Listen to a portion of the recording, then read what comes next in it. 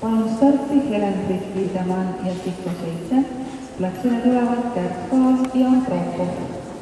Urva sportlas puhastel aeg 33-17.